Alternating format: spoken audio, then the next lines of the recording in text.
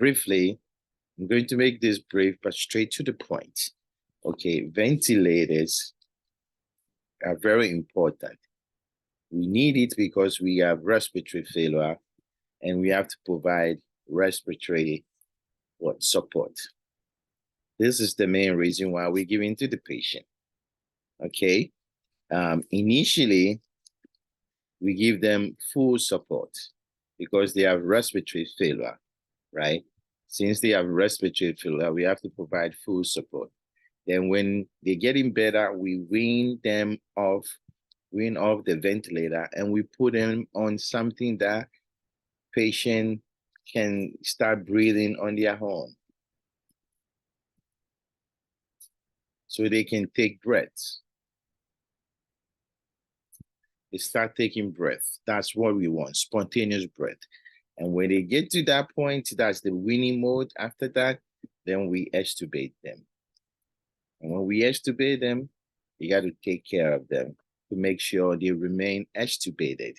Okay, take care of them to remain extubated. So there's certain things you have to do to remain them extubated. Key fact, right? So a ventilator, I'm not going to draw it, but there's a machine that I guess I got to draw it. It's a machine. It has a lot of stuff on it, enormous, and the patient will be here on his bed, okay? And it will be intubated, connected to the machine, and there is a monitor, and we will have signs, numbers telling us what is going on. We just breathing for the patient initially, right? The ventilator cannot do anything without setting variables. It has variables that you can manipulate, right? Can manipulate depending on the patient respiratory reserve, what they lacking, what they mixing, right? So we set the machine to FiO2. This is just fraction of oxygen, inspired oxygen that we want the patient to get. Like we're sitting at sometimes in a non-room at 21%, you know, but this one we're giving them a certain fraction of oxygen. Sometimes it ranges from any highest number is 100%. So you can go to 100%, 90%, 30%, but we always try to come down to room FiO2 like 21%. But you can go to like 100% of oxygen inspired. You can go all the way down. Then that's the FiO2. Then you got to give them rate. How many times? Like you're sitting down, breathing like 16, 14, 12, depending on how relaxed you are, 18. If you stress, 20, breathing fast. So rate. We give them rate, right? Normal of breath. Normal of breath per minute. Okay, so that's what it is. So if I say I give the patient rate 14, the machine will breathe 14 times in every minute. So that's what it is. Then there's TV. This is the tidal volume. Basically, the amount of gas delivered. Okay, the machine would deliver amount of gas. Sometimes you can give them 400, depending on their lung volume, 500, 600. So we give it to you based on your lung volume. And that is very, very important. Okay. And so that's what usually the machine would deliver based on what we said. Okay. Then there is something we call PEEP.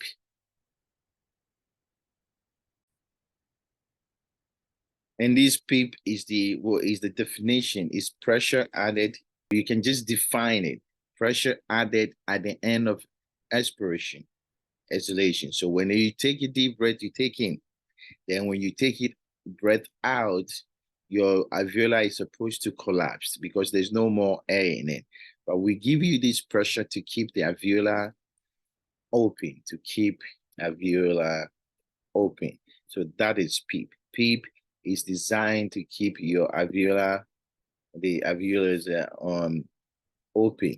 So that's positive and expiratory pressure. Very, very important. And then there's this machine, we give you pressure support. Pressure support, think about it like you breathing through a straw.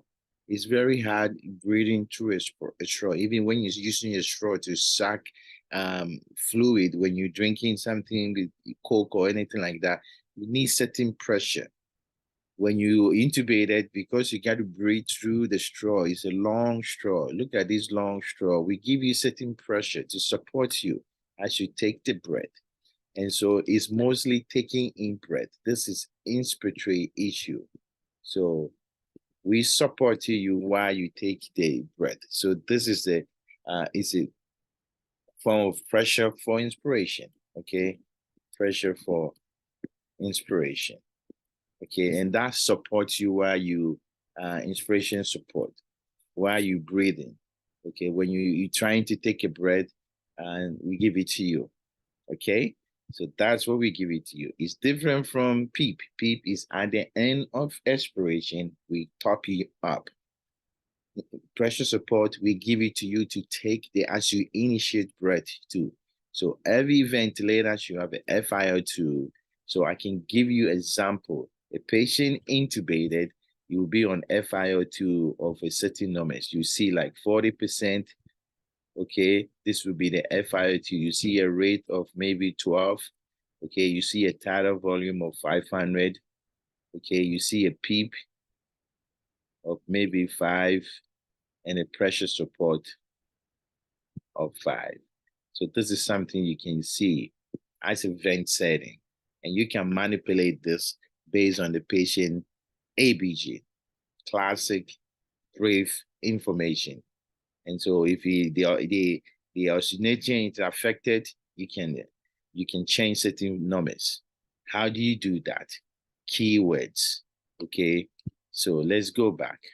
So to improve the individual oxygenation,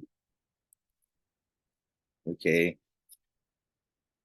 oxygenation, that means you're just giving them oxygen to improve their saturation to go up. The two things you can do is FiO2 and PEEP. These are the things that improve oxygenation. So if you want to improve patient saturation, you can increase the FiO2 from 40% to maybe 50%, 60%. You can increase the PEEP to from 5 to 6 or 7. That's the thing. So when you're going up on PEEP, you're increasing oxygenation. If you're going up on FiO2, you are increasing oxygenation. But if you want to improve, okay, ventilation is the exchange of CO2. You have to increase the exchange of CO2, and so the way you can improve oxygen ventilation is to improve their volume. So the tidal volume, okay, and rate. That means you increase how much they take breath so they can blow the CO2 faster or blow the CO2 lower. And you can think about it. When you're going under respiratory acidosis, your rate is lower. Your respiratory rate is lower. That's why you undergo that. You go respiratory alkalosis, you breathe fast. So that is ventilation. It affects your exchange of oxygen and CO2. Therefore, the best way to improve ventilation is to change the tidal volume and the rate of the individual. So now you got to know the mode of the ventilators. So the mode of the ventilators so that you can figure out how you can manipulate. So you got to know these things. There's different modes. Okay, there's AC, and the word is A, assist.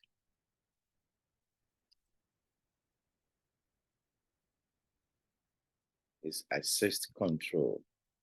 Look at the word, I'm assisting. So basically, this is like, it's deceiving, even though it's a assist, is actually full control. Full control. So basically, the machine is breathing for you,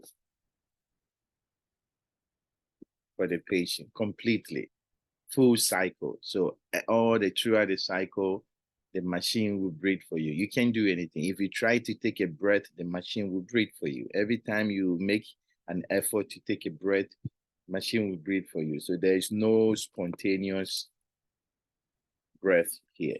Basically, it's a full control. Even though you say assist control, it's actually, you are not breathing on your own. So if they say the patient is on assist control and is not breathing, yes, because that is the definition of an assist control. It's not supposed to take a breath on the assist control mode. Once again, when you are on assist control mode, you should not take any breath. You may be able to, you try to take it, but the machine will say, it will detect it. It said, no, you trying to breathe, I will breathe for you. So every time you make an effort to breathe, the machine will breathe for you. So there is no spontaneous, basically, there's no spontaneous breath in this machine. Very, very important key that you're supposed to understand. Then his friend SMV. This is a very long, and look at it. It's synchronized, okay? Synchronized, intermittent, okay? Mandatory, ventilation.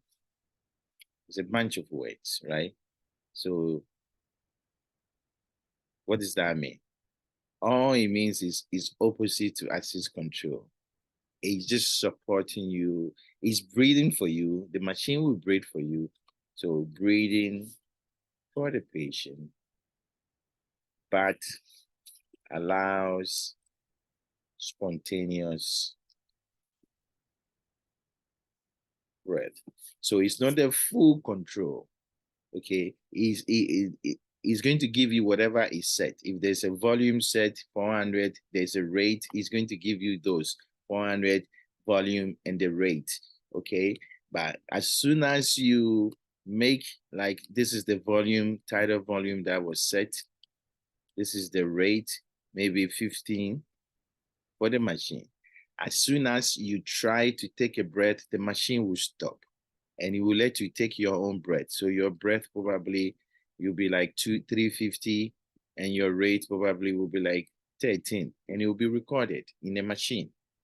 If you don't, the next breath, you don't make any efforts, the machine give it to you, it kick in. So it's watching you. If you're not breathing every time, it will kick in and breathe for you. Unlike the assist control, if it's set for 400 and the rate of probably 14, if you try to breathe, no, it's not going to allow you. It will give you 414 instead of you taking your whole breath and the rate you want to take it. So that's the difference between assist control and the SMV control. So that is very important that you understand the difference between this different ventilation. Sometimes they will bring this machine that we all know, okay, CPAP. And like all NCLEX questions, is definition, okay? Look at it, it's continuous airway pressure. So what is he doing? He's giving you a positive pressure and it's continuous, no matter what you like it. So this is usually used for like somebody with obstructive sleep apnea, but it's also a weaning mode. It does not support you, okay? It's just giving you a positive pressure. So positive pressure throughout the respiratory cycle. So during inspiration, expiration, it's giving you one positive pressure that is set. So you keep on giving to you throughout. And like I said, it's a weaning mode. It's not support. So, and it also can be used, obstructive sleep apnea to prevent your lung from collapsing. So this is what it is. It's a CPAP machine. The other one that people like better than CPAP is BiPAP. It's okay. BiPAP is the same as the CPAP, except the pressure changes. It doesn't give you the same positive pressure. Okay. It gives you bi-level. That's what they call it, bi-level pressure. So the pressure changes. So maybe it detects the pressure in your system and so it varies the pressure. It gives you different pressure during inspiration. It gives you pressure during expiration, depending on whether you're taking the breath or not. So the pressure, even though it give you throughout the cycle, the pressure changes within the cycle. That's different from BiPAP. This is also, it's a weaning mode. It does not give you a full support, and you can use it in a sleep apnea patient. Okay, and I told you about the pressure support. The pressure support basically is an inspiratory support as you breathe through the ventilator. You take breath. It's like breathing through a straw. We give it to you during inspiration, and the PEEP is the end expiratory pressure. So at the end of expiratory, we give it to you. So end expiratory pressure. These are the modes. There's one is a little bit advanced. That one is pressure control. So this is different. Pressure control. It's not the volume. All this assist control, SMV, CPAP, BiPAP, pressure, and PEEP, they are all, they can be classified as a volume control mode. This is a pressure mode. So there's two types of mode. There's a volume mode and a pressure mode. So this pressure control mode. So it's a pressure control ventilation. This we setting pressure. Okay. And the machine regulates the pressure. It does not let you go above a preset pressure. If I set the pressure to 10, you can't go past that. And so that we don't cause too much injury to your lung. In the volume control, AC, assist control, SMV, CPAP, and all those things, you can have the pressure in your system in the lung can changes that can cause barotrauma. That's what it's called, baropressure. Barotrauma, that means pressure trauma. Okay, and that can cause problem. So the barotrauma is due to pressure. This does not allow that. It supports you. It gives you set pressure that I don't cause injury to your lung. So these are the modes. You have to be comfortable with them. And then you have to know the definition, because that's the way they will trick you. So know the definitions, and then yeah, how to apply each of them. Okay, so that's the first clue. Then the second group that we got to think about is the PEEP, positive end expiratory pressure. Think about it. I'm putting your lung, this is your chest, like that. And you have your heart sitting here. And you have your two lungs here. And you have your trachea going to each of them. As you apply pressure to keep the lung open, the lung get bigger, bigger, and bigger. And then your heart gets squeezed in the middle. And so this heart will be squeezed. Okay, it will be squeezed. It become like that. If it become like that, it's not going to function anymore. So the effect of PEEP is increases intrathoracic pressure. And as it increases the pressure in the thorax, that's your chest, is going to cause what? Your heart not to pump. So the heart function affected. And that is what? Your cardiac output goes down. And when that happens, your blood pressure will become hypotensive. If you become hypotensive, you can get into heart failure, because there's too much pressure. Things will back up, and you can have a JVD that can go up, and all those things. You have to connect all of them. The other thing too is the lung that is being open for a long time can develop a barotrauma. That means pressure trauma to the lung. and the lung will perforate. When the lung perforate, what is the name we give it? Pneumothorax. That means air comes out from the lung. And so this is the complication of PEEP. These two complications, you have to know it. Okay, hypotension and barotrauma are the number two complications, all leading to intrathoracic pressure from that. Okay, so this is something you have to know. The ventilators will start making noise. Okay, they will make noise. But before that, let me give you some clue.